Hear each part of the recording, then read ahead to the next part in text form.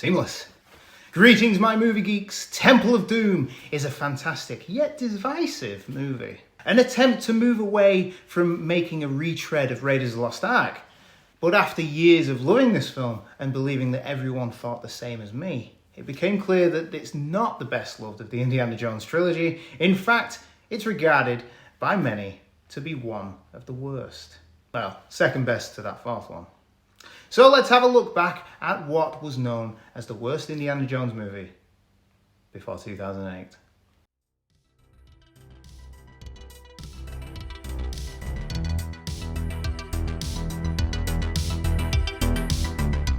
And why not subscribe and give a like to the video? And I'd appreciate it.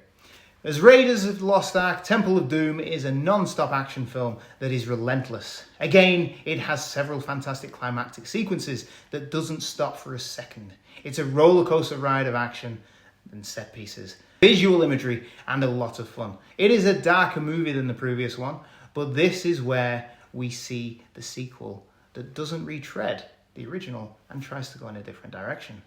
We don't get that much now. Well, I say sequel because we all know that this is a prequel, set a year before the adventures in Raiders. As Raiders was a way for Spielberg to quell his longing to direct a Bond film, and arguably Temple of Doom has a lot in common with those films. A secret organisation held up in a cavern above a lava pit. It's almost like having a fortress inside a volcano. Indiana Jones is sent to a fortress to steal a MacGuffin, defeat the villain, and return alive. This is essentially a Bond movie. The opening of the film, now very different to Raiders of the Lost Ark.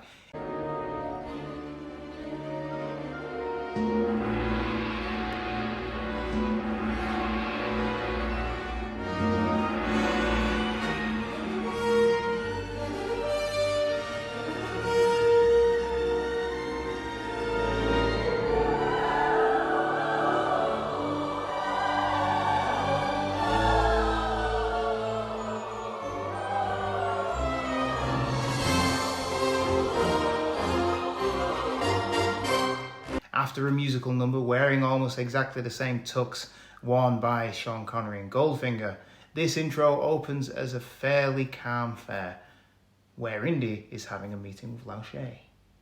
The difference is stark between the opening here and in Raiders. There are no spiders crawling on Indy's back, but after the interaction with Lachey, Indy is forced to fight for his life and escape Shanghai's Club Obi-Wan with the singer Willie Scott.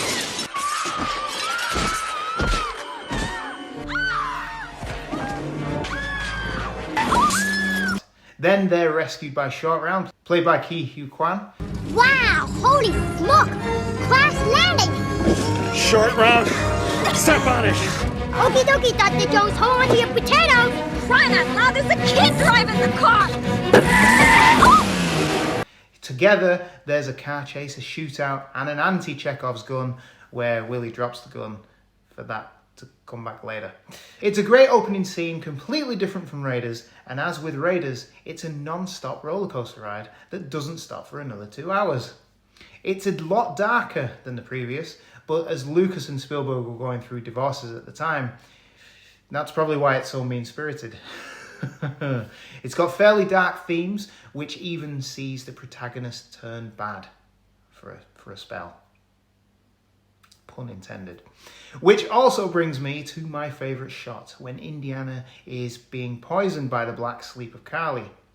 He suffers pain and then becomes transfixed, rising towards the camera, and as he becomes controlled, the literal light goes out of his eyes. It's fantastic and conveys so much in just a shot.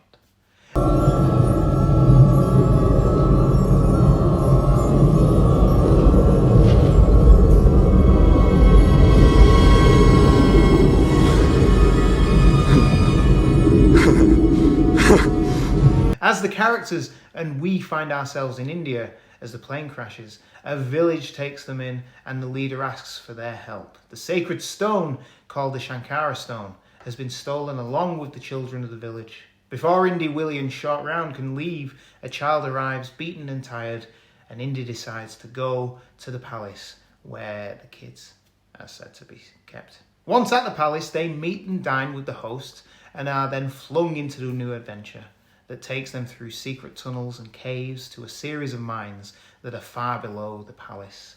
Which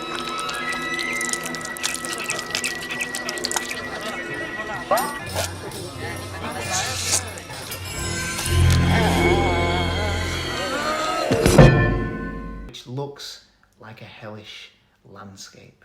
The sequence that gets us over the halfway mark is reminiscent of the opening of Raiders, as Indy makes his way through the tunnels only to discover the way is blocked with creepy crawlies and booby traps. The style here changes to a gorgeous dark blood red that I'd say gives the film a tone and style that everyone seems to recall from.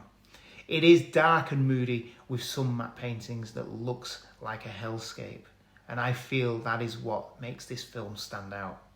As with Raiders, the set design and art direction, special effects and sound design all work together to help flesh out the world. Everything we see and hear when Indy is in the mines gives that sense of realism again, to the point that you feel you can smell the heat and the sweat portrayed on screen. As Indy discovers the cult of Kali worshipping and sacrificing a man to Kali and the sacred stones, he waits for them to leave and then he begins to steal them back. And it's here where we get another scene that shows just how fallible and human Indiana Jones is. He takes the stones and the diamonds inside cease to glow, but then he brings them back together again and they reignite, and the light design just on his face to show that he could almost possess his own fortune and glory.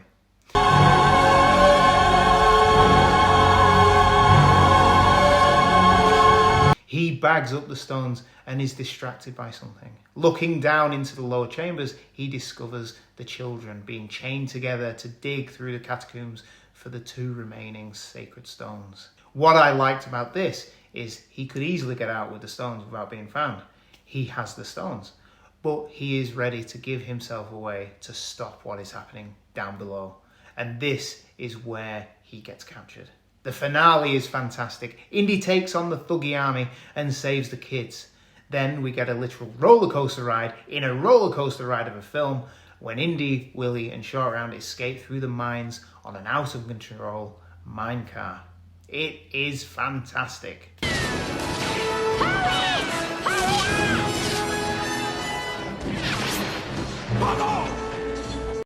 But it doesn't end there. As the mines are flooded, they don't know how, because if you watch the sequence, the water would just go into the lava.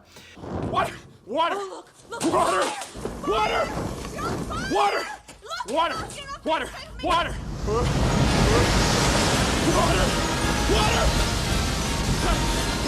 Come on! They make their escape to a bridge, but being surrounded means Indy needs to do the unthinkable and break the bridge in half. You know nuts. He's crazy. Molaram, prepare to meet Kali in hell.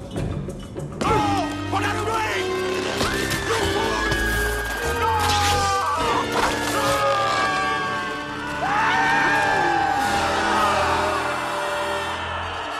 Temple of Doom is probably the most iconic of the series. It is. Fight me. And I say that knowing how iconic Raiders is and how beloved Crusade is. But I feel that this is the one that people think of when you say Indiana Jones. It's all about Temple of Doom. Having the minecart chase, the inflatable dinghy jumping out the plane, the monkey brains, Snake surprise, are all memorable moments. Eyes in the soup. The way you remember when you talk about Indiana Jones, these are the things that pop into your head. A darker themed story that is any 12-year-old's dream movie. You have enslaved kids being rescued, the monkey brains, human sacrifice, hearts literally being ripped out of someone's chest. It is everything you could have asked for when you're a kid.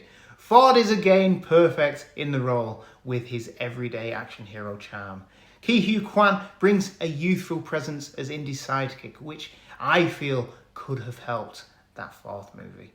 And then you've got Willie Scott, played by Kate Capshaw, who is the opposite, the polar opposite of Karen Allen's Marion. She screams, she bawls, and she becomes the next sacrifice. But that's why it works so well. The biggest trouble with her is the noise.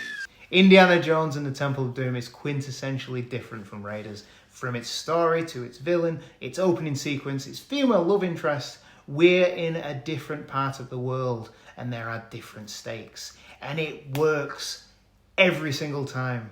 Overall, Temple of Doom is a different kind of sequel. Spielberg and Lucas went a different route, and that is what works for me. It's a 5 out of 5 film, completely. No argument, none. For me, because all of the Indiana Jones movies are. So, it's blanket. Thanks for watching. We're getting closer to the release of Dial of Destiny. Have you got your tickets yet? I haven't. They're still not on sale, and I don't know why. Let me know what you thought about Temple of Doom in the comments below. And remember, please like, share, subscribe, and ring that bell. And now you know movies. Only the penitent man will pass. Only the penitent man will pass. Penitent man will pass. Penitent man. Penitent man. Penitent man is humble before God. Penitent man. Penitent man is humble. Kneels before God.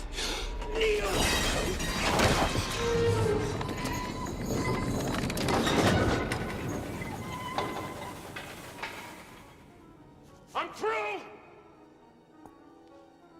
We're through. You's all right.